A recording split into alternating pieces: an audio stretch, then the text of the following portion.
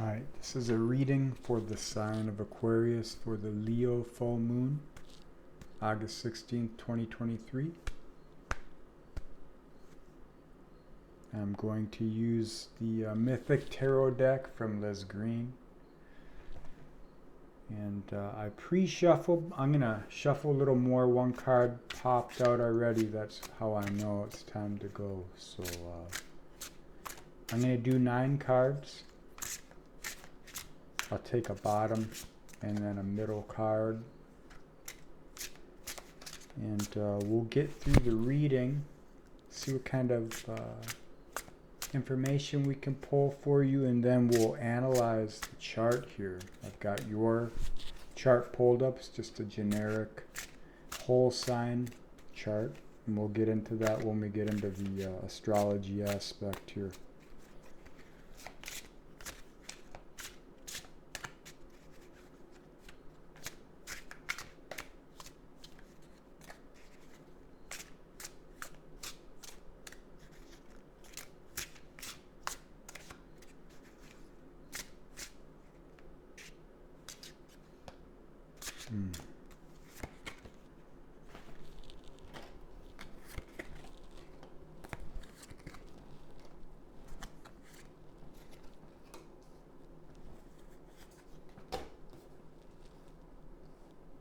Just to let you know, this is the 3rd time I've done your reading.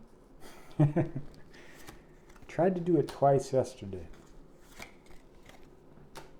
I just wasn't feeling it, so I had to can those. I'm feeling it though now. Hence the reading. Alright. I'm just going to look over the cards real quick and then we'll get into it.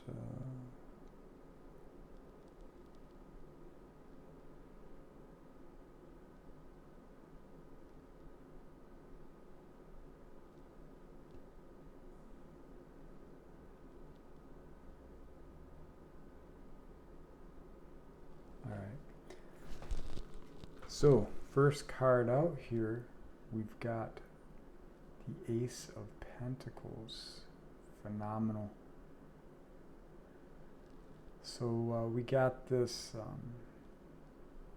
looks like a Mer King trying to carry a gold coin up from the bottom of the depths of the emotional abyss. I don't know if he's offering that up for the bounty of the vineyard there on the land, or if he's the cause of the vineyard because of the waters which nourish the soil, the emotions here. We just come out of the Cancer new moon, powerful moon cycle. Cancer's the working transformation of Aquarius. So Aquarius, star bear, the star, the water bear. So from the Ace of Pentacles, we've got Justice here, another major arcana card here. Now, if you look at Justice here in this depiction, she has the owl on her shoulder. Owls represent wisdom, vision. They're very patient. But when they know when it's time to act, they act. And with Justice, it's about coming into balance, of course. Realization. The power with the perception. Not the other way around. Then we come to the 5 of Wands. I like this depiction here. The golden fleece. You see the dragons holding the golden fleece. It's a dead ram.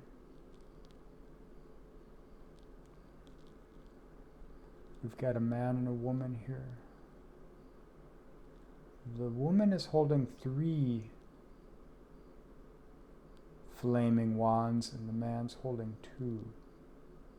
This speaks to these times as well. We'll get into it with the astrology. I don't want to get too far into it here, but so you're coming to the awareness of the battles that you've gone through in life. battles within. A lot of times when we're going through the battles within, it's hard to make judgment calls which are balanced because the emotions are deep down, fueling the mind, and they shape our decisions. And there's a lot of tension that we put into form. And the loops, the dynamics, the relationships, the things that we have held on to are often the tension that we put that, or the form which we put that tension to. Next row, the next card we've got is the Hierophant here.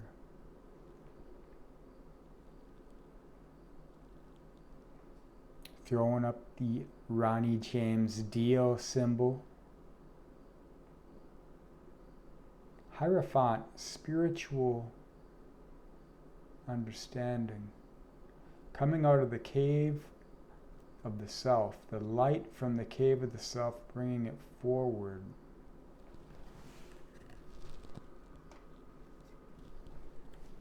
To the Two of Cups. This is very interesting. So Two of Cups, can be soulmate. It can be the love of the self united with a balanced reciprocity with this world.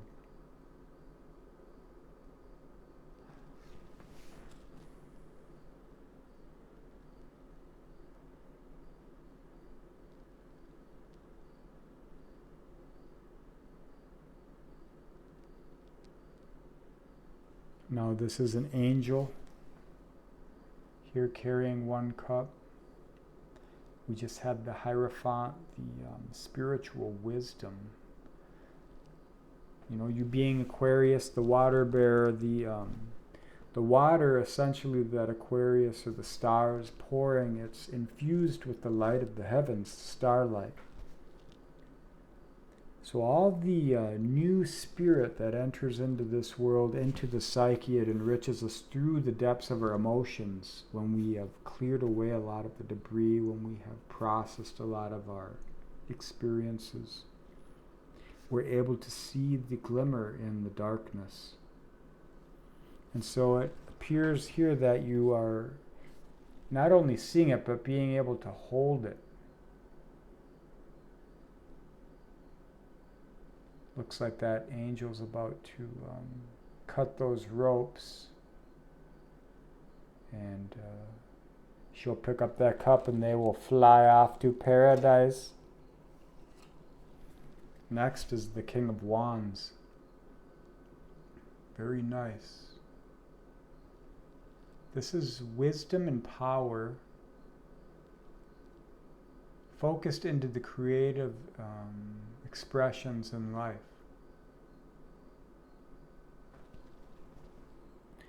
It's a kind of creation that not only enriches your spirit, but it also enriches others because you share your creations. You share your expression, your process, and that uplifts others. Next we have the Knight of Swords here. Usually a Knight of Swords is the fastest moving knight. We've got two knights here. This reminds me of Gemini, it's the duality of the message.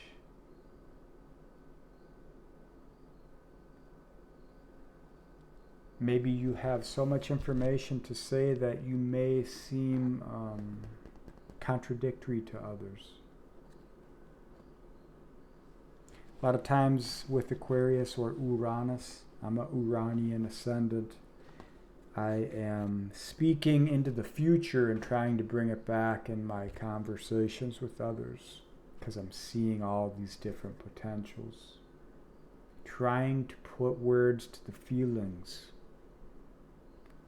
This may be you here, you're seeing the dark and the light from where you've been to where you're going and the possibilities in between. The horse looks like it's just about to begin, and the riders are very gung-ho. They're already at where they want to go, and the horse is just getting started. You may be feeling that way. Next, we have the Seven of Pentacles. It's the cultivation. Now, this is third decan Taurus, the Saturnian decan, Saturn, the ancient ruler of Aquarius. Here you see there's 6 pentacles on the pillar, and this queen, this princess, this woman is offering up a 7th pentacle to the man, and he's considering it. So you may be getting offers of assistance from others. Maybe someone wants to work with you. Maybe someone wants to contribute to your creations. Maybe someone wants to offer you their good fortune. It could also mean that you're bringing within yourself the repressed feminine within yourself to a conscious awareness, so that you can share that through your yang orientation in this world, what you're doing in this world, your vision, your direction, your career, your dream. And that leads you to the Ace of Cups here. The source of all love, the infinite ocean, the void of potential. Imagination being brought to reality. You have a lot of emotional fulfillment in this reading here. Then on the bottom of the deck, we have the Knight of Pentacles. So maybe you've been waiting for something, or maybe you have been working towards something for a long time. Probably both. The cultivation that you have carried through the storms, through the peaks and valleys. You can see in this depiction, the rider has the pentacle in the right hand of creativity, and in the left hand holding some reeds. It looks like a harvest. He's holding some wheat in the left. And this kind of speaks back to the Ace of Pentacles you had earlier and your creative endeavors with the King of Wands. Oh, and on the split here we've got the King of Swords. 2 kings, the Hierophant, Justice. So maybe you're meeting a masculine counterpart to this Justice. You can see the king here is also holding the scales. What is with the camera? Very bizarre. There's so much power in this reading, it's screwing with the technology.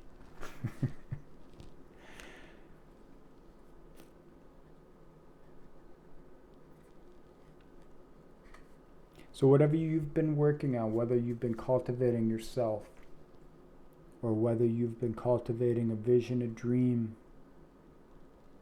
you've been going through the ups and downs of life, waiting for justice to balance out. In the process, facing your demon, facing the dragon within yourself and the world around you, and those things that you put your attention to form in.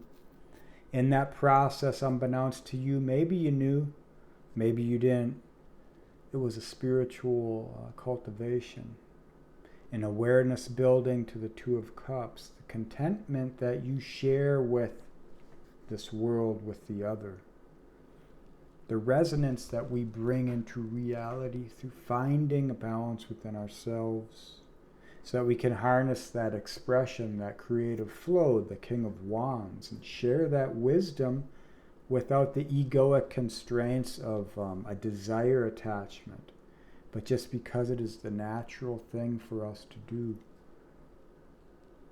To bring forward messages, to receive messages from others who see the value in what we do and what we are. To continue the cultivation of the self and those things that we find valuable, those things that we can put our skills into, our craft. And to tap into the infinite imagination, The link between all beings, the depths of our emotions, carrying forward our cultivation into reality, into existence. Very good reading. All right, so now let's get into the astrology real quick here. All right. So, now I study Western tropical astrology. I use the Porphyry house system when I analyze an individual's chart. If you're interested in a reading from me, you can go to my website and schedule an appointment. Now, because this is a general tarot reading and astrological analysis, I'm using whole signs just to make it easier because I'm trying to figure out how to line up the charts with solar fire. So this chart is for the new moon in Leo. Just imagine the moon is here lined up at 23 Leo with the sun. Moon moves quick, so. But there is a new beginning in your house of relationship here for Aquarius rising. If you're Aquarius sun and moon, the relationship can be in any dynamic of life. There's a 12ing infused within the astrological wheel. It helps us to discern the dynamics of life and to understand where the energies are culminating, how they manifest through us and around us. So for you in the house of relationships, in the other, the relationship to the world is often a reflection of the self. Your tarot reading shows the self, but it could easily be your expression towards the world and the world reciprocating with you, because that is also reflected here with that Five of Wands, the Two of Cups, the Hierophant. I mean, all these cards, you can see them in polarity. So a new moon, it is a new beginning, a moon cycle, new emotions in your relationship to this world, the way you express. Maybe you're seeing what now you can actually achieve. Maybe you're seeing what you had been led to believe is not actually the case, but a process, a cultivation. We settle on these static distinctions in life so that we can understand processes for analysis, so we can understand where we've been, where we are, where we want to go, where we're going. But really what it is, it's all just part of dynamic flow. So let's get into this here. We have the new moon in Leo. We've got the stellium. We've got Venus in a balsamic phase conjunction to the new moon, even though she's going retrograde. So it's a rewiring of the emotional circuits in those areas of life where we have compromised the value of ourself, the love of the self, and the love for others. Where we have held that down for other people's sake. Where we have been programmed to believe that we had no value, or that our value was better suited in specific relational dynamics. Repression.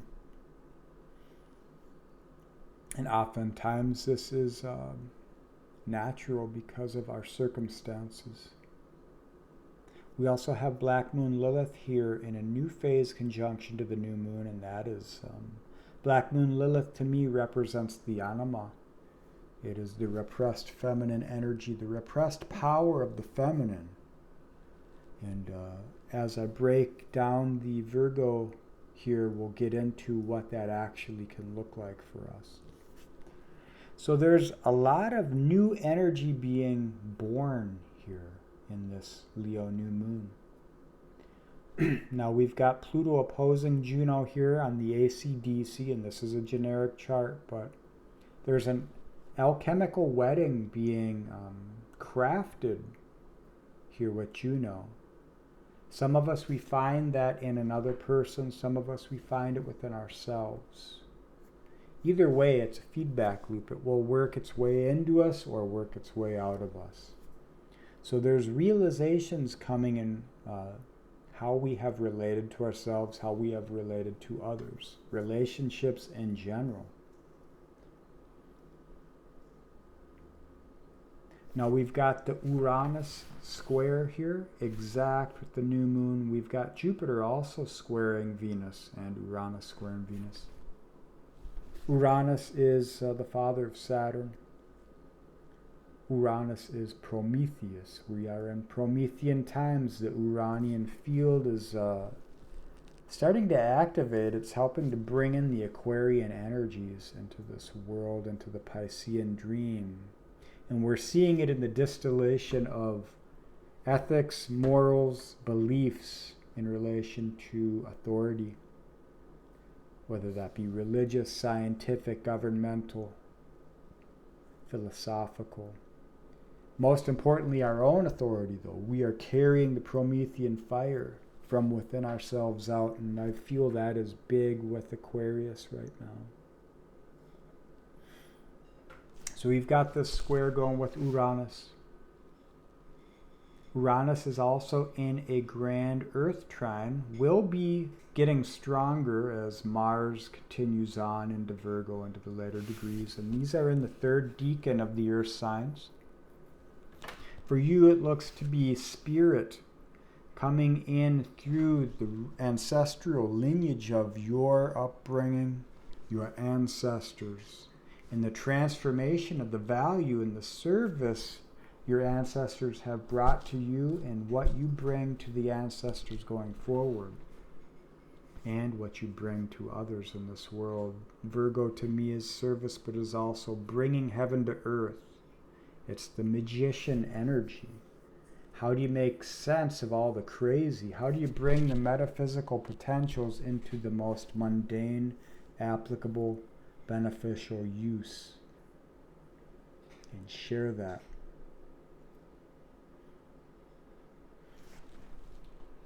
We've got this trine with the south or the north node in Aries between this new moon. So the mind, the way we're thinking, the way we're communicating, what we're thinking is transforming in terms of relations. And as I mentioned, relations with others and relations with the world. And those generally reflect changes within us. So realizations coming to the forefront here. You see Pluto is rising. It's in your 12th house, but it's close to the culmination ascendant line. And this is, again, this is a general analysis. But that's transformation from the spirit.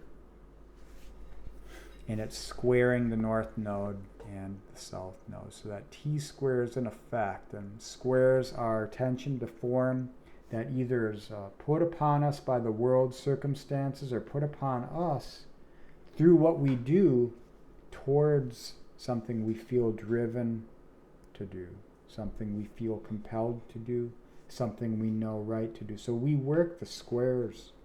We work all the aspects, or they work us. And oftentimes it's both at the same time. Because you can't be aware of everything. You need ignorance to learn. So let's get into this Virgo real quick. We've got this transformative quincunx here. The working transformation is through your emotions, and the actual transformation of the Aquarian field is in the service. It's in the realization of bringing heaven to earth. And how does that look to you? Is it part of your individuation process or part of your unifying process? We individuate in this world in order to return to the collective. You have to be an individual in order to unite. Otherwise, you're not an individual, you're all the same thing, and there is no unification. So let's look at Mercury here. It is a balsamic phase conjunction with Pallas Athena and Mercury. Pallas Athena represents high wisdom, high intellect. It is the power of perception, infused with Mercury the mind, the messenger of the gods. The lower frequency, the lower octave of Uranus and it's trining Uranus here. So Mercury is bringing awareness to us. We are transforming. Aquarius, you are transforming right now through everything that you've been through, all the emotions that you have processed and all the emotions you have repressed. A lot of that tension we bring to form and we create beautiful things, sometimes ugly things, but we go through our loops, we go through our patterns until we recognize them and we transform them. So we've also got this Mercury, Pallas Athena, coming into a balsamic phase conjunction with Mars. And you notice Mars, the deacon in Leo that was holding the new moon, is the Martian deacon. We've got Chiron down here in a perfect transformative quincunx in conjunction with Mercury and Pallas Athena. So the wounded mind is being healed through realizations. What serves you now, what no longer serves you. How can you do old relationship in a new way? How can you embody the sovereign power of the self, the spirit of the self? How can you culture your own growth in a way that no longer represses what you feel to be correct for you, what you feel to be right for you? This is all speaking to the Venus retrograde here. How we love. Anchored in real value with Taurus. And balanced in Libra here. And we've got Ceres up here in Libra in the 9th house, the house of God. Ceres is the cultivation, the gift, the harvest. And the south node here is what we have processed and released through Sagittarius. I mean Capricorn, Sag, and Scorpio. Now we are bringing that into awareness through getting into relation with the world. And the world's crazy. The world's doing a lot of... the madness is trying to be exasperated so that the emotions can be tuned and fixed into a direction that the overmind wants to put it towards. And that's essentially when you hold emotional tension, the shadow projection of the world collects that so that it may rise and create through that. So we're doing relationships in new ways. And for you, it's probably replaying the awareness of the past in a new way so that you are gleaming, gaining the depth, the richness of the experiences in a way that you have transformed it so that you can bring it forward into this world optimally for yourself and for everyone, essentially. So we've got that Chiron 3rd house, the mind. And that's in a quincunx with this up here, Mercury, Pallas Athena. We've also got Neptune in a Yod with the South Node, and Black Moon Lilith, the repressed animus, was in the Yod with Venus for quite a long time. So the beliefs, the value of our beliefs are changing. You know, when we're wrong about something, it's nothing to get down about. It's actually a benefit to us because it shows us our own growth when we can accept those things. And there's a disillusionment of that which we thought we were. Our spirit is being revitalized, and it's coming through the egoic expression of our spirit and the sun here in Leo. As this is the working transformation of Pisces. So Neptune, as Neptune goes retrograde back over to that 23 degree point, I think it will reach 25 degrees retrograde. It's going to get the subtle awareness is going to be realized through your will, as the disillusionment of what you thought you knew, what you thought you believed, how Spirit had been speaking to you through the symbology of life is refined. Saturn brings form to reality, but once Saturn reaches its peak, then Uranus, the father of Saturn, comes down to bless us with new spirit, pouring the waters of emotional intelligence, of awareness. All is psyche. So you've got a very good reading. These are powerful energies. Ground yourself in simple things so that the complexity of the self can be catalyzed into new expression. All right, if you like how I read and you want a reading from me, just go to my website and schedule something. So thanks for watching, listening, and being.